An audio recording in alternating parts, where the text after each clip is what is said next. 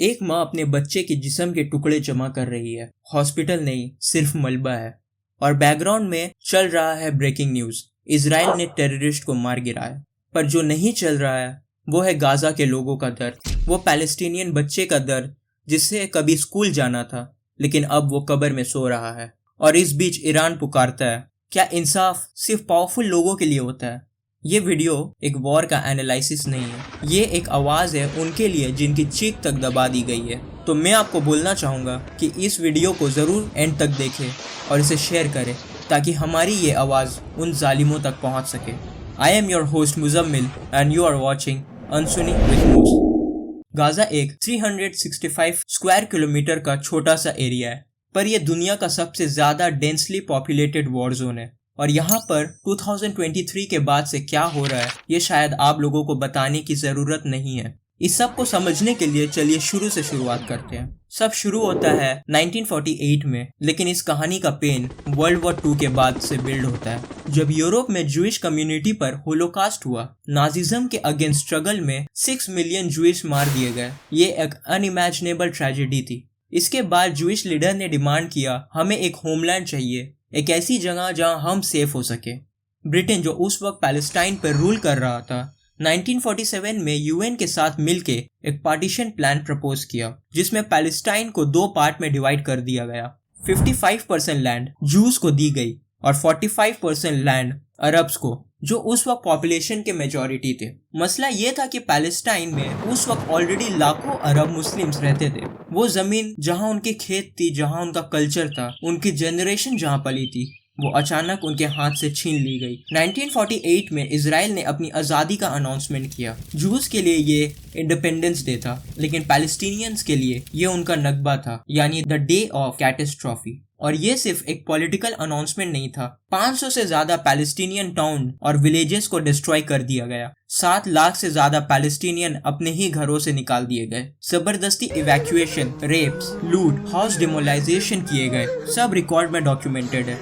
उनकी फैमिलीज बिखर गई और कल्चर मिट गए और एक कम्युनिटी रेफ्यूजी बन गया अपनी ही मिट्टी में। इजराइल मिलिट्रीज ने आर्म्ड ऑपरेशन किए जिसमें लार्ज स्केल एथनिक क्लींजिंग जैसा एनवायरनमेंट क्रिएट हुआ। विलेजेस जैसे डियर यासीन में मैसेकर हुआ और लोगों में सिर्फ एक मैसेज गया, या भागो या मरो। मिडिल ईस्ट के कई कंट्रीज ने इसके खिलाफ अपोज किया, लेकिन आपको शायद ये सुन के हैरानी हो कि ईरान ने पहले इजराइल को 1950s में रिकॉग्नाइज किया था। वक्त था शाह ऑफ ईरान का, वो प्रो वेस्टर्न लीडर था। लेकिन जब 1979 में इस्लामिक रिवॉल्यूशन हुआ और आयतुल्लाह खामेनेई आए पावर में, तब से इजराइल और ईरान के रिलेशन बिल्कुल खत्म हो गए। ईरान का पूरा वर्ल्ड व्यू बदल गया। खामेनेई ने बोला, इजराइल एक इलेजिटिमेट स्टेट है, ये एक वेस्टर्न प्रोजेक्ट है जो इस्लामिक दुनिया को तोड़ने के लिए बनाया गया है। हमें उन लोगों के साथ खड़ा होना है जिनकी जमीन छीनी गई है और जो दुनिया के पावरफुल देशों के खिलाफ खुद के हक के लिए लड़ रहे हैं। यहाँ से ईरान और इजराइल के बीच की दुश्मनी शुरू होती है, और वो दुश्मनी आज के ड्रोन अटैक, मिसाइल स्ट्राइक्स और प्रॉक्सी वॉर तक ले आई है। जब अरब देश सिर्फ ट्वीट कर रहे थे, जब यूएन सिर्फ डीप कंसर्न जता रहा था और जब बाकी दुनिया की आवाम नेटफ्लिक्स देख रही थी, तब ईरान ने कहा था, हम इसके खिलाफ चुप नहीं रहेंगे।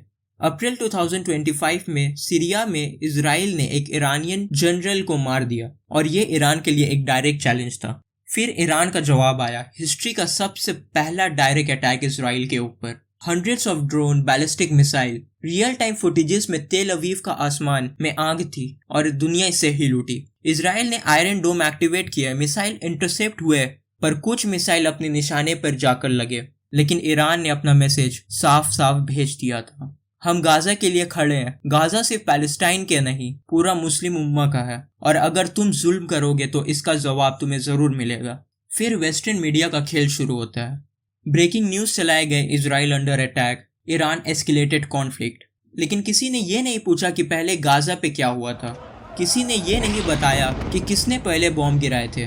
किसी ने ये नहीं कहा कि पैलेस्टीनियन बच्चों के लाशों का हिसाब कौन देगा। क्या इंसाफ सिर्फ तब होता है कि जब मरने वाले अमेरिकन हो या फिर उनके कोई स्ट्रॉन्ग अलाई? क्या कैमरा सिर्फ तब चलता है जब इनके ऊपर कोई आफत आती है? ईरान के लिए ये सिर्फ एक पॉलिटिकल वॉर नहीं था, ये उनके ईमान का सवाल था, ये जस्टिस की लड़ाई थी।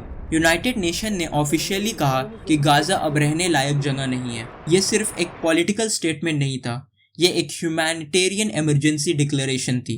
ये लाइन का मतलब है कि गाजा के बेसिक लाइफस्टाइल सिस्टम फेल हो चुकी है। इंसानियत के जीने की मिनिमम कंडीशन भी अब वहाँ पर अवेलेबल नहीं है। गाजा में क्लीन ड्रिंकिंग वाटर मिलना इम्पॉसिबल हो चुका है। 95% से ज्यादा वाटर सप्लाई या तो सॉल्टी है या तो पोल्यूटेड। इजराइल ने डिसैलिनेशन प्लांट और पाइपलाइंस को भी स्ट्राइक किया। ज्यादातर लोग अब गंदे पानी पे डिपेंड हो चुके हैं, जिससे बीमारियां फैल रही है। ये डायरेक्टली चिल्ड्रन डेथ रेट बढ़ा रहा है, स्पेशली इन्फेंट्स में। हॉस्पिटल को या तो बॉम्बार्ड कर दिया गया या उनके फ्यूल, इलेक्ट्रिसिटी कट ऑफ कर दिए गए। ऑपरेशन थिएटर में लाइट नहीं है, डॉक्टर ग्लव्स रीयूज कर रहे हैं। Cancer, dialysis patient, ICU patient treatment के बिना मर रहे हैं। मेडिकल स्टाफ को भी जिंदा जलाया गया। सप्लाई अब जीरो हो चुकी है। इसका मतलब है जिंदा रहना अब चांस पे डिपेंड करता है, सिस्टम पे नहीं। ये एंगल बहुत लोग इग्नोर करते हैं, लेकिन ट्रॉमा सबसे बड़ा साइलेंट किलर है। गाजा के बच्चे डेली एयर स्ट्राइक, लाशें और खून देख रहे हैं। PTSD, एंजाइटी और पैनिक अटैक कॉमन हो चुके हैं। 2 साल का बच्चा अब बॉम्ब की आवाज सुन अब भागने सीख गया है। Mental health clinics already destroy हो चुके हैं। कोई सपोर्ट नहीं, सिर्फ सर्वाइवल इंस्टिंक्ट है। गाजा में खाना अब ऑलमोस्ट खत्म हो चुका है। ब्रेस्ट फीडिंग मदर भी भूखी है। उनके पास अपने बच्चों को दूध पिलाने के लिए भी स्ट्रेंथ नहीं है। UNICEF के मुताबिक हर 10 मिनट एक पैलेस्टीनियन बच्चा मैल न्यूट्रिशन से मर रहा है। ये नंबर नहीं है, ये वो खौफ है जो हर माँ के लिए कोई कयामत से कम नहीं। पर इस सब का जिम्मेदार कौन है? क्या वो इजराइल जो सारे लाइफलाइन इंटेंशनली टारगेट कर रहा है, या वो ग्लोबल पावर जो इजराइल को बिलियंस ऑफ डॉलर के वेपन देते हैं, या वो साइलेंट जनता जो सिर्फ हेडलाइन देखकर स्क्रॉल कर जाती है?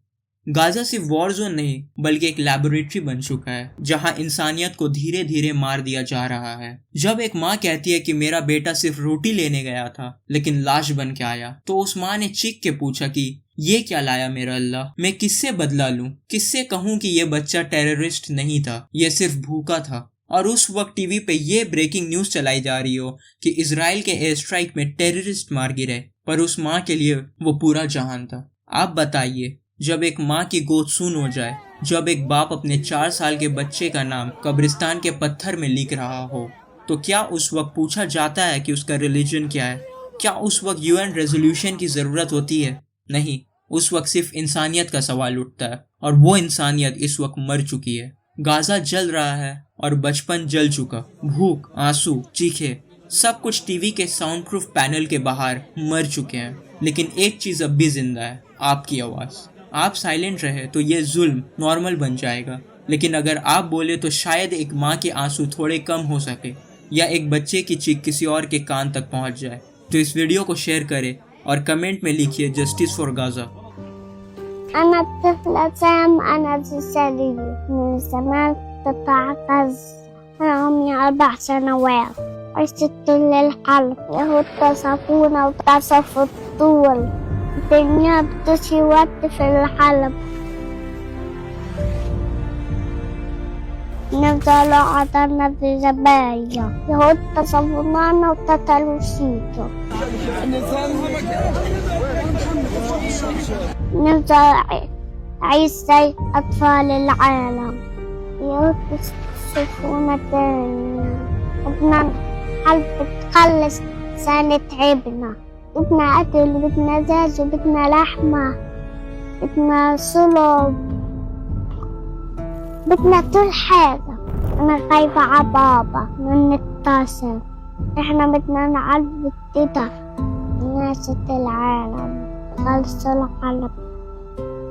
Subscribe for more.